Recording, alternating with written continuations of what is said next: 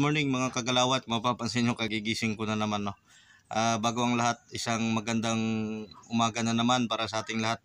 Maraming salamat sa ating mahal na Panginoon, ano.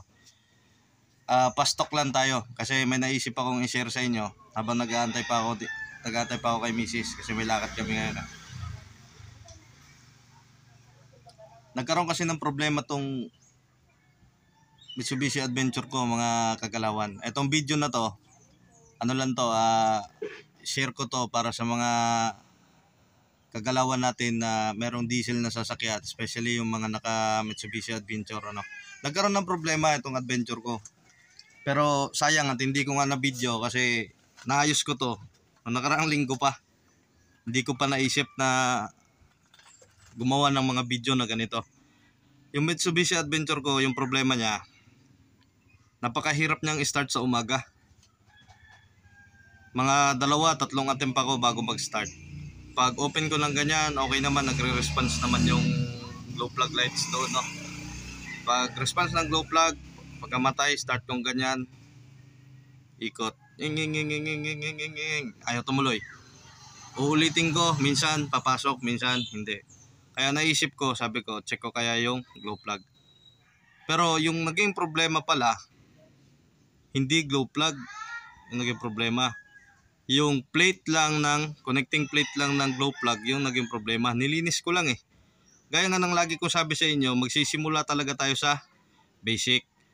Iba kasi talaga pagka kasi alam nyo yung pag-aayos kasi ng sasakyan, magastos yan eh. Lalo na kung wala kang alam, pupunta ka sa mekaniko, bibigyan ka ng ganitong advice, ganito dapat mga piyesang bibilin mo. Wala kang alam. Kaya nga sabi, iba ang may alam, di ba? Yung kagayang kaso nun, kung wala akong kaalam-alam, hindi pupunta na ako sa mekaniko. Mamaya, iba maging findings nun. Di payag na lang tayo, tatango na lang tayo, di ba? Susunod tayo kung anong advice nila kasi sila yung marunong. Yun ang akala natin, di ba? Pero may mga bagay-bagay din kasi sa sasakyan na napakadali lang ayusin. Basic lang talaga. Gaya na ito, napakahirap niyang i-start. Yung pala, napakaliit lang ng problema. So, yung pag-uusapan natin ngayon, regarding nga doon, kung paano ko siya naayos, tapos yung sunod na gagawin natin is babaklasin ko na rin naman, tuturuan ko na lang kayo ng kung paano mag-check ng glow plug, kung yung glow plug nyo ba ay nasa maayos pa na kondisyon. Kasi pag diesel, yung gamit glow plug. Pag gasolina naman, meron naman tayong spark plug. Sige, dito tayo. Ngayon yung gagawin ko, tuturuan ko muna kayo ng kung paano tanggalin yung plate muna, yung plate. Gagamitin lang natin ito lang. 8 yata ito. 8 mm na wrench. Naka 5 kasi, 516 yung number nito, American Standard eh. Sige. 516 ha. Yung gamit ko na combination wrench, yung maliit lang. Babaligtarin ko yung camera para makita nyo mga kagalawan kung paano natin tanggalin. Okay, eto na. Mga kagalawan, kung napapansin nyo, ito tinatamaan ng wrench natin. Ano yan? Yan yung plate na sinasabi ko. Ito naman yung nut na naglalak sa glow plugs. Yung glow plugs natin, ito, 1, 2, 3, 4. Apat na glow plugs meron ng Mitsubishi Adventure, ano. Ngayon, tatanggalin natin Tatanggalin natin mga kagalawan. Kaya nga nasabi ko, naayos ko na tong problema na to. Napakadali lang ng ginawa ko. Basic na basic. Magtanggal muna tayo. Ayun, tanggal ng isa. Mas maganda may lalagyan kayo para hindi matapon, ano.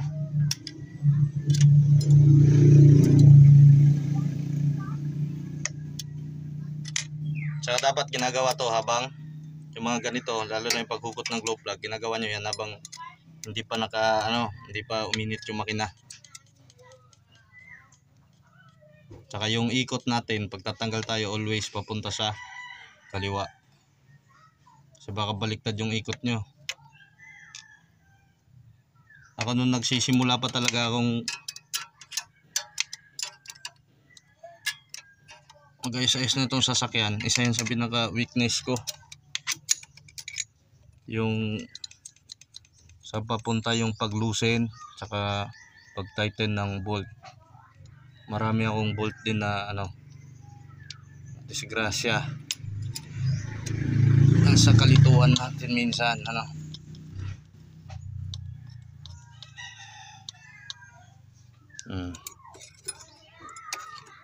Kalimutan ko pala yung main. Kailang hanap ako 12. Hindi ko natatanggalin.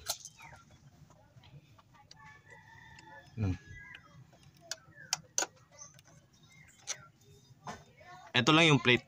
Yung ginawa ko lang, tinanggal ko to tapos niliha ko lahat. Kasi sabi ko baka nasa connection eh. Pagtanggal ko merong mga parang formation dito ng parang may formation ng corrosion dito. Ganito. Kaya kung mapapansin nyo, niliha na. Niliha ko yan. Niliha ko. Abay, pagkatapos kong gawin yun nagpo-form nga parang may corrosion na magpo-form. Ayan niliha ko na. Diba, namuti. Yung portion lang na to, yung kumukontak sa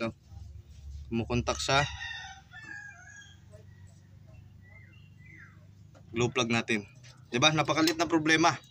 Pero na-solve yung napakalit na bagay lang, 'di ba? Pero napakalaking tulong sa ng makina natin. Tsaka matiwasay na yung pag-iisip natin kasi alam natin nakuha na yung problema.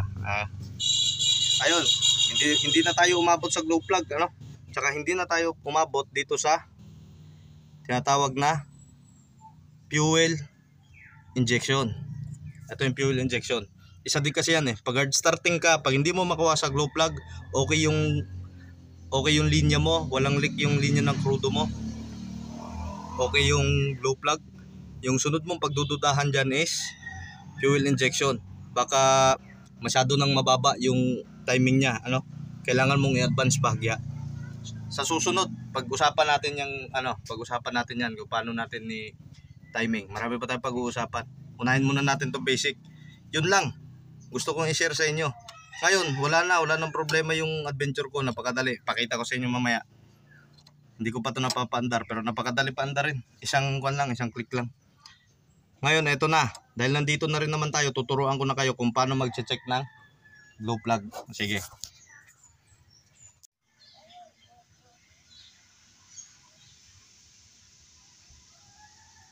Naka-play na. Okay mga kagalawan, eto na. Tuturuan ko kayo kung paano i-check kung okay pa yung glow plug nyo. Gamit lamang ang isang wire. Wire lang. Mas maganda, mas makapal dito. Pero ito lang available Ang gagawin nyo, ganito lang Positive kayo, from positive. Lagay nyo yung isang dulo ng wire sa positive. Yung isa naman, lalagay nyo dun sa dulo ng inyong glow plug. Ngayon, tignan nyo. Tutukan mo na Tignan nyo Milaw siya, nag-spark. Ibig sabihin, okay yung glow plug na yan. Etong isa. Etong isa. Okay. Etong isa. Okay, di ba? Ibig sabihin, okay lahat ng glow plug nyo. So pag nag-check kayo ng glow plug, dapat ganito, nakatanggal yung plate, Kasi once na nandyan yung plate, may isang pundido na glow plug ka dyan. Kahit na saan mo itutok yan, lahat yan, iilaw yan. Basta hindi mo matanggal yung plate. Kailangan tanggalin tong plate na to. Tapos ngayon naman, tatanggalin ko yung isang glow plug. Magtanggal tayo ng isang glow plug, tapos papakita ko sa inyo na once nandito yan sa positive, pag on mo nun, yung nangyayari dyan, magbabaga yun. Yun yung good na glow plug.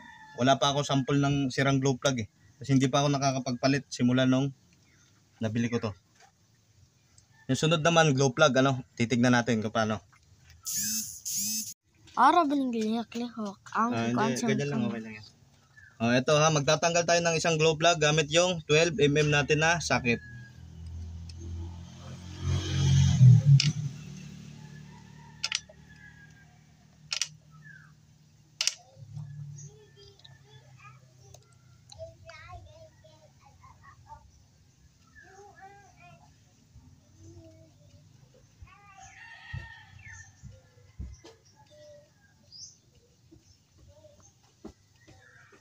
Mas maganda ko yung gagamitin sana nating wire dito para yung resistance niya malakas-lakas, yung malaki. Kasi wala akong mahanap. Sana kayanin ng wire natin, ano. Eto na, nagtatanggal ako ng glow plug. Tsaka gaya ng payo ko kanina, wag na wag nyo tong gagawin habang mainit yung makina nyo. Kasi baka mag-loose thread, ano. O maputol. O malambot yung bakal kapag mainit, di ba?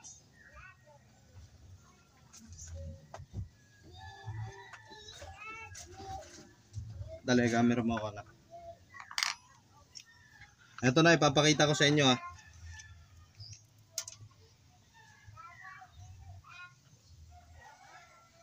Kailangan natin ng pag-testing naman ito lang wire natin. Tsaka kailangan natin ng pliers na ipanghahawak natin ito dahil iinit to, mapapaso tayo.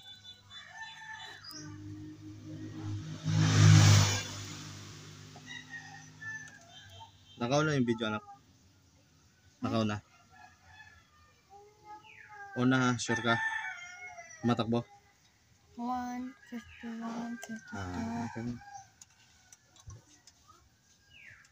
Yan, connect nyo lang sa dulo, ah.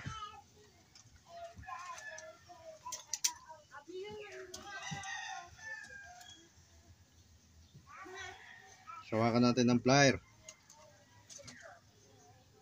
Yung isa nasa positive, yung isa dito sa ating negative. Tingnan nyo, ah. Napakabilis lang yan, mga 5 seconds, ilaw na, oh. Oh, nag-lose contact tayo. Teka. Tutukan mo, anak. Dali, tutukan mo, anak. Kung mapapansin nyo yung glow plug natin, di ba, nagbabaga. Ang sinasabi ko sa inyo. Nakita mo? Oh, nakita, nagbaga. Oh. Nagbaga siya, di ba? Ibig sabihin yung glow plug natin is good. Wala pa akong sample ng Paul na glow plug. Pero once na ano, kahit anong tagal mong stay yun dito, pagka sira yung glow plug mo, hindi na yung magbabaga. Ibig sabihin good yung glow plug natin. Yun lang kasi may lalakarin pa. Marami pa tayong pag-uusapan dito mga kagalawan. Sana sa umagang ito may naituro ako sa inyo. Ito na lang last, ibabalik ko tong glow plug. Balik ko tong plate, tapos pakita ko sa inyo, napakabilis ng start, one click, magsa-start. Hook mo muna, anak.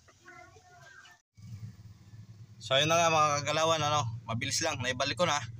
Ngayon naman papakita ko sa inyo na pag-start natin, hindi ko pa na-start, simula kanina, ano. Papakita ko sa inyo na pag-start natin ito, isang click lang. Start kaagad, tapos yung problema natin. Ito na mga kagalawan, tignan nyo, ah.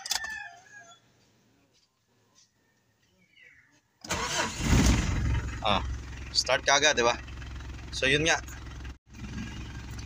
Yun nga mga kagalawan, ano. Ito na, final message ko sa inyo.